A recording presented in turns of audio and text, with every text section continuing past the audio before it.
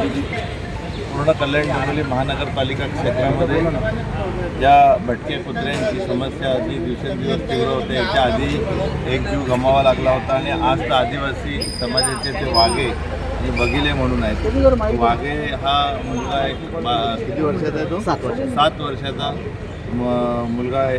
तेव्हा लचके तोडल्यामुळे या कुत्र्यांनी भटक्या कुत्र्यांनी त्याचा जीव गेलेला आहे आणि एक जखमी अवस्थेमध्ये आहे. अशा या भयान परिस्थितीमध्ये प्रभाग क्रमांक 4 बल्ल्याच्या परिसरात आमच्या नगरसेविका तेजस्वीताई गायकवाड यांच्या प्रभागामध्ये हा म्हणजे प्रकार घडलेला आहे. याच्यातनं प्रशासनाने अजूनही सावध झाले नाही, तर मला माहीत नाही किती बळी अजून जाण्याची वाट बघणार आहात.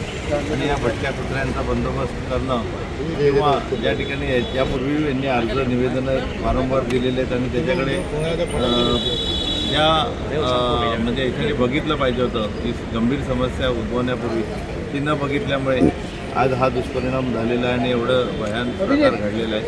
घरातनं त्या परिसरात लहान मुलांना बाहेर खेळणं मुश्किल झालेलं आहे. अशा या जर योग्य वेळी प्रशासनाने दखल नाही घेतली तर लोक रस्त्यावर उतरतील, आंदोलनं करतील आणि हा इशारा आम्ही दिला आणि त्या आंदोलनामध्ये शिवसेना उद्धव बाळासाहेब ठाकरे पक्ष आघाडीवर असेल. अशा दिनाच्या सर्वांना खूप खूप शुभेच्छा.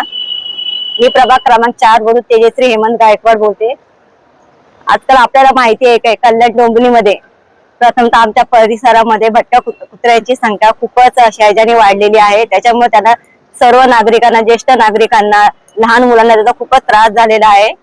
आमच्या भागात मोयली गाळेगाव या भागामध्ये 7 वर्षाच्या बालकाला कुत्रा चावून त्याचा दुर्दैवी मृत्यू झालेला आहे.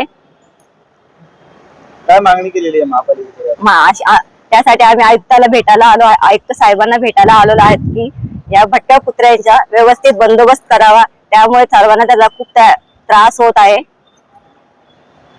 नमस्कार, मी हेमंत बबन गायकवाड.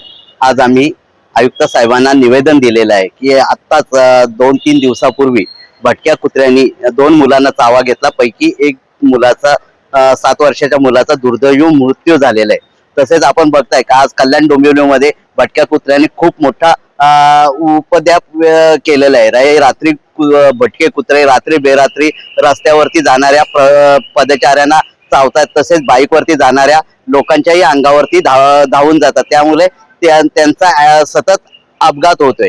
ही कल्याण डोंबिवली महापालिकेमध्ये खूप मोठ्या प्रमाणात समस्या निर्माण झालेली आहे. आज आम्ही आयुक्त साहेबांना या संदर्भात निवेदन दिलं आणि त्यांना या भटक्या कुत्र्यांचे योग्य ते उपाययोजना करावे अशी आम्ही त्यांना मागणी केली.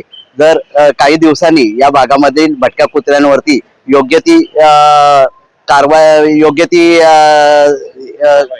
व्यवस्था झाली नाही तर आम्ही सर्व नागरिकांसह सगळे नगरसेवक आंदोलन केला जाईल.